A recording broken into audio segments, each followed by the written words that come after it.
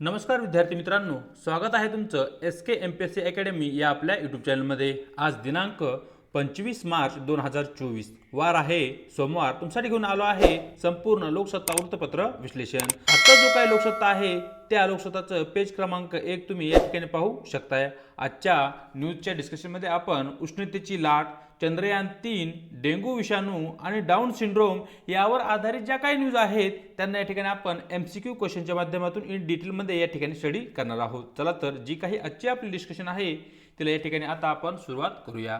मित्रांनो, या ठिकाणी आजची आपली जी पहिली न्यूज आहे ती उष्णतेच्या लाटेसंदर्भात आहे। सर्वप्रथम न्यूज पाहूया। राज्यात तापमान आणखी वाढणार अशा प्रकारची न्यूज लोकसत्ता पेज क्रमांक 1 वर तुम्हाला दिसून जाईल।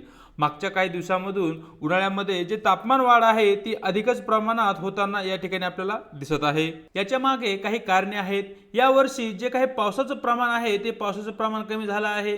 त्याचबरोबर मागच्या काही दशकामध्ये जे काही हवामान बदल आहे त्या हवामान बदलामुळे निर्माण झालेली जी काही तापमान वाढ आहे याचाही फटका या ठिकाणी बसत आहे। यामुळेच वारंवार उष्णतेच्या ज्या काही लाटा आहेत त्या लाटा महाराष्ट्र आपला देश आणि जागतिक स्तरावर येताना या ठिकाणी आपल्याला दिसत आहेत। मग या ठिकाणी ज्या काही हीट वेव्हज आहेत, उष्णतेच्या लाटा आहेत, त्यावर आधारित या ठिकाणी जे काही आपले प्रश्न आहेत ते प्रश्न आपण पाहूया। प्रश्न क्रमांक 1, खालीलपैकी कोणते घटक उष्णतेची लाट येण्यास कारणीभूत ठरू शकतात अशा प्रकारचा मित्रांनो या ठिकाणी आपला प्रश्न आहे। ज्या ठिकाणी पर्याय ए उच्च आर्द्रता, पर्याय बी कमी वातावरणाचा दाब, पर्याय सी जोरदार वारे, पर्याय डी आपल्याकडे आहे मुसळधार पाऊस। तर मित्रांनो या ठिकाणी उष्णतेची लाट म्हणजे जे काही तापमान आहे त्या तापमानामध्ये होणारी जी काय वाढ आहे याला आपण उष्णतेची लाट असे म्हणतो। जेव्हा मुसळधार पाऊस पडतो तेव्हा उष्णतेची लाट किंवा तापमान वाढू शकत नाही, अर्थात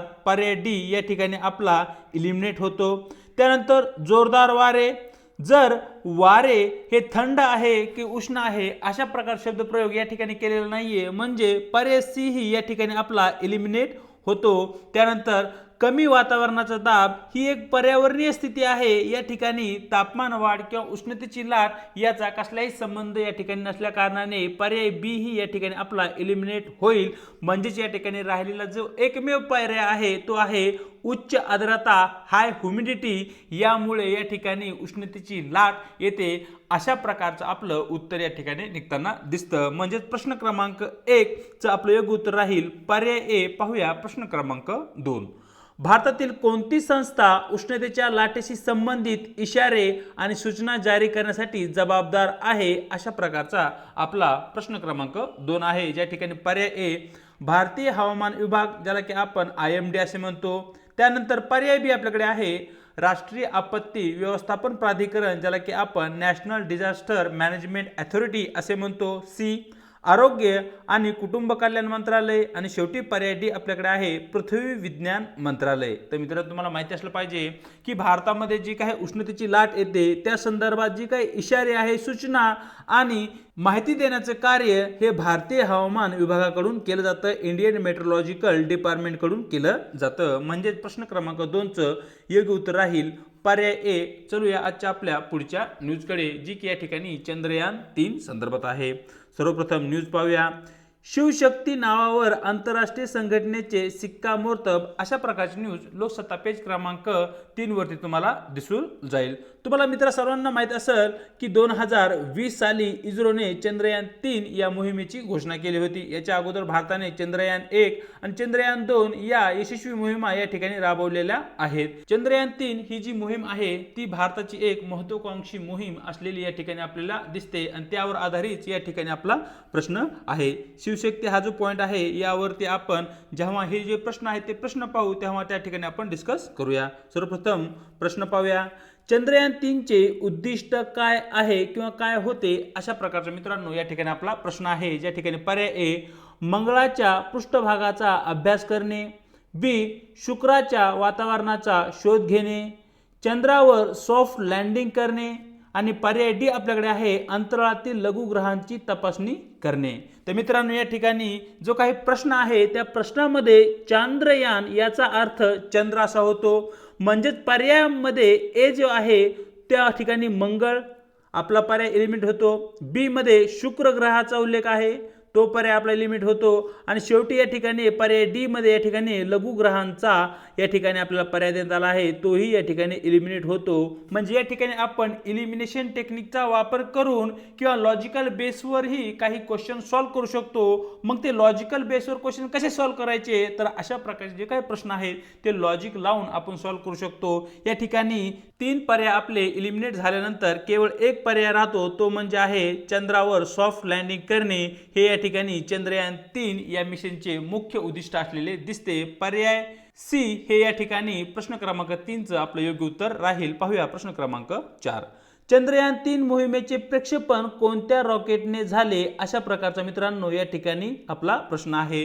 जे काही उपग्रह आहे ते उपग्रह आपण आकाशात पाठवण्यासाठी रॉकेटचा वापर करतो। मग त्या ठिकाणी विविध प्रकारचे रॉकेट आहे, ज्यामध्ये GSLV, PSLV अशा प्रकारचे रॉकेट आहे। मग चंद्रयान 3 या मोहिमेमध्ये चंद्रयान 3 आकाशामध्ये किंवा चंद्रावर पाठवण्यासाठी कोणत्या प्रक्षेपण रॉकेटचा वापर केला, अशा प्रकारचा आपला प्रश्न आहे। ज्या ठिकाणी पर्याय ए आहे GSLV MK3, पर्याय बी PSLV, पर्याय सी आपल्याकडे आहे GSLV MK2 आणि शेवटी पर्याय डी आपल्याकडे आहे मित्रांनो GSLV MK1। तर मित्रांनो तुम्हाला माहिती असलं पाहिजे की चंद्रयान 3 या मोहिमेसाठी आपण GSLV MK3 या प्रक्षेपण रॉकेटचा या ठिकाणी वापर केला होता। म्हणजे प्रश्न क्रमांक 4 चं योग्य उत्तर राहील पर्याय ए। तर मित्रांनो या ठिकाणी जो काही चंद्रयान मोहीम आहे ती चंद्र संदर्भात आहे। चंद्रावर भारताकडून सॉफ्ट लँडिंग केलं जाणार होतं आणि त्या संदर्भात ती मोहीम होती। ज्या ठिकाणी चंद्रावर सॉफ्ट लँडिंग केलं जाणार होतं तो जो पॉइंट आहे तो चंद्राच्या साऊथ भागामध्ये आहे आणि त्या पॉइंटला या ठिकाणी भारताने शिवशक्ती असे नाव दिलेले आहे। म्हणजे हा जो पॉइंट आहे तो आपल्यासाठी महत्त्वाचा आहे, याला स्टार करून घ्या, याला नोट डाऊन करून घ्या। येणाऱ्या काळामध्ये यावर क्वेश्चन विचारला जाऊ शकतो। चला आजच्या आपल्या पुढच्या न्यूजकडे। आजची जी आपली पुढची न्यूज आहे ती डेंग्यू या विषाणू संदर्भात आहे। सर्वप्रथम न्यूज पाहूया। पूर्व विदर्भात हिवतापाने डोके वर काढले, अशा प्रकारची न्यूज लोकसत्ता पेज क्रमांक 9 वरती तुम्हाला दिसून जाईल। तर या ठिकाणी मित्रांनो अलीकडील काळामध्ये बदलत्या हवामानामुळे या आरोग्य समस्या अधिक तीव्र होताना दिसत आहेत। या ठिकाणी डेंग्यू हा एक आजार भारतामध्ये सर्वसामान्य आजार म्हणून पुढे आलेला आहे। खास करून मच्छरामुळे होणारा हा जो आजार आहे या ठिकाणी भारतामध्ये मोठ्या प्रमाणावर या आजाराचे रुग्ण आपल्याला पाहायला भेटतात। या संदर्भात जे काही आपले प्रश्न आहेत ते प्रश्न पाहूया। डेंग्यू विषाणूचा प्रसार करण्यासाठी कोणत्या डासाची प्रजाती प्राथमिक वाहक आहे, अशा प्रकारचा मित्रांनो या ठिकाणी आपला प्रश्न आहे। बऱ्याचसा या ठिकाणी डेंग्यू आजारावर मागच्या काही वर्षामध्ये आयोगाने प्रश्नही विचारलेला आहे। सरळ या ठिकाणी पर्याय पाहूया। पर्याय ए एनोफिलिस डास, पर्याय बी एडिस डास, पर्याय सी आपल्याकडे आहे क्युलेक्स डास आणि शेवटी पर्याय डी आपल्याकडे आहे मित्रांनो मॅन्सोनिया डास। तर मित्रांनो तुम्हाला माहिती असलं पाहिजे की डेंग्यू हा जो विषाणूजन्य आजार आहे या आजाराच्या प्रसारामध्ये एडिस नावाचा जो काही डास आहे तो मोठ्या प्रमाणावर प्राथमिक वाहक म्हणून त्या ठिकाणी कार्य करतो। म्हणजे प्रश्न क्रमांक 5 चं आपलं योग्य उत्तर राहील पर्याय बी। चलूया आजच्या आपल्या प्रश्न क्रमांक 6 कडे। डेंग्यू विषाणू कोणत्या कुटुंबातील आहे, हा या ठिकाणी मित्रांनो आपला प्रश्न आहे, ज्याला तुम्हाला या ठिकाणी स्टार करून घ्यायचं आहे। या ठिकाणी पर्याय ए फ्लेविरिडे, पर्याय बी हर्पेसविरिडे, पर्याय सी रेट्रोविरिडे आणि शेवटी पर्याय आपल्याकडे डी आहे पॅपिलोमाविरिडे। तर अशा प्रकारे या ठिकाणी मित्रांनो तुम्हाला माहिती असलं पाहिजे की डेंग्यू विषाणू हा कोणत्या कुटुंबातील आजार आहे, तर तो या ठिकाणी पर्याय ए फ्लेविविरिडे या कुटुंबातील तो एक आजाराचा प्रकार आहे। चलूया आजच्या आपल्या पुढच्या प्रश्नाकडे, जो की या ठिकाणी मित्रांनो डाऊन सिंड्रोम या आजारा संदर्भात आहे। सर्वप्रथम या ठिकाणी जी न्यूज आहे ती न्यूज पाहूया। प्रत्येक 1000 बाळामागे एकाला डाऊन सिंड्रोम, अशा प्रकारची न्यूज लोकसत्ता पेज क्रमांक 9 वरती तुम्हाला दिसून जाईल। या ठिकाणी जो काही डाऊन सिंड्रोम आजार आहे तो स्पर्धा परीक्षेच्या दृष्टिकोनातून आपल्यासाठी महत्त्वाचा आहे आणि त्यावर आधारित जे काही प्रश्न आहेत तेही आपल्याला या ठिकाणी माहिती असणं आवश्यक आहे। ज्या कोणत्या बाळाला मुलाला डाऊन सिंड्रोम असतो ती मुले अशा प्रकारची या ठिकाणी तुम्हाला प्रत्यक्षात त्यांच्या शरीर रचनेमध्ये दिसतात। ज्या बाळांना डाऊन सिंड्रोम असतो ती मुले अशा प्रकारचे आपल्याला दिसतात। या ठिकाणी डाऊन सिंड्रोम संदर्भात जे काही प्रश्न आहे ते प्रश्न पाहूया आणि त्यानंतर इन डिटेलमध्ये आपण डाऊन सिंड्रोम ही जी कन्सेप्ट आहे आणि त्यावर आधारित जे काही महत्त्वाचे फॅक्ट आहेत जे की स्पर्धा परीक्षे दृष्टिकोनातून आपल्यासाठी महत्त्वाचे आहेत त्यांना या ठिकाणी आपण डिस्कस करूया। सर्वप्रथम प्रश्न पाहूया।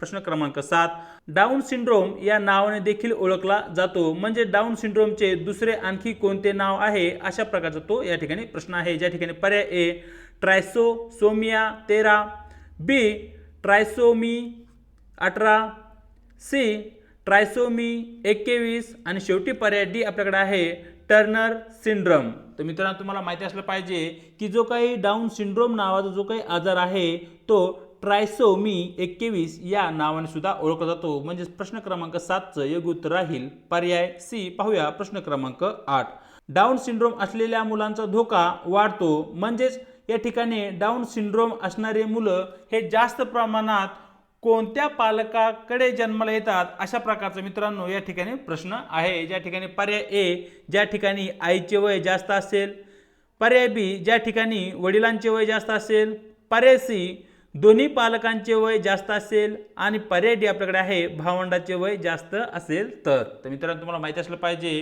की जेव्हा दोन्ही पालक आई आणि वडील यांचे वय जास्त असेल आणि अशा परिस्थितीमध्ये जर एखाद्या मुलाचा जन्म होत असेल तर त्या परिस्थितीमध्ये त्या मुलाला डाऊन सिंड्रोम हा आजार होण्याची जी काही शक्यता आहे, जी काही प्रोबॅबिलिटी आहे ती अधिक असलेली आपल्याला दिसते। म्हणजेच या ठिकाणी प्रश्न क्रमांक 8चं आपलं योग्य उत्तर राहील पर्याय सी। तर या ठिकाणी अशा प्रकारे डाऊन सिंड्रोम संदर्भात जे काही महत्त्वाचे 2 प्रश्न आहेत ते प्रश्न आपण पाहितले। पुढे इन डिटेलमध्ये स्पर्धा परीक्षा दृष्टिकोनातून डाऊन सिंड्रोम संदर्भात जे काही महत्त्वाचे फॅक्ट आहेत त्या फॅक्ट विषयी या ठिकाणी आपण माहिती घेण्याचा प्रयत्न करूया।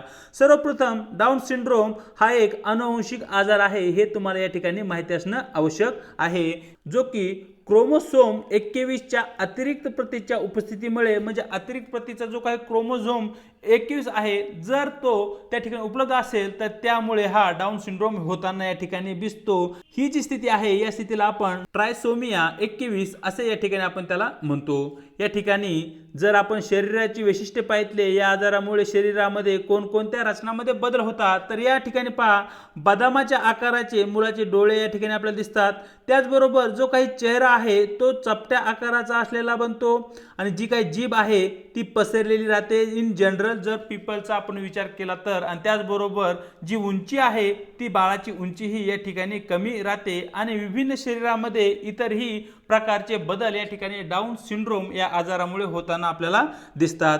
या ठिकाणी बुद्धीचा जर विचार केला तर मुलामध्ये बौद्धिक अपंगत्व सुद्धा येऊ शकते। मग या ठिकाणी जे काही अपंगत्व आहे ते व्यक्तिपरत्वे वेगवेगळे असू शकते। काही व्यक्तीमध्ये सौम्य संज्ञा कमजोरी असू शकते तर इतर व्यक्तीमध्ये मध्यम किंवा गंभीर बौद्धिक अपंगत्व या ठिकाणी येऊ शकते। बौद्धिक अपंगत्व म्हणजे काय, तो जो मुलगा आहे त्या मुलाचा जो काही IQ लेवल आहे तो IQ लेवल या ठिकाणी कमी राहू शकतो। जर पाहितलं या ठिकाणी डाऊन सिंड्रोमने बाधित जी काही मुलं असतात त्यांचा IQ लेवल हा 50 ते 70 याच्या दरम्यान असतो आणि जी काही ॲव्हरेज पीपल आहेत त्यांचा जो काही IQ लेवल आहे ते 90 ते 109 या रेंजच्या दरम्यान असतो। म्हणजे या ठिकाणी जो काही IQ लेवल आहे ज्यावरून तुम्ही तुमची बुद्धी किती प्रकारे चांगल्या प्रकारे कार्य करते हे कळतं, तो जो IQ लेवल आहे तो या ठिकाणी आपण डाऊन सिंड्रोम असणाऱ्या रुग्णांमध्ये मुलांमध्ये कमी असलेला आपल्याला दिसतो। याचाच अर्थ ती मुले मंद बुद्धीची जन्माला येताना आपल्याला दिसतात।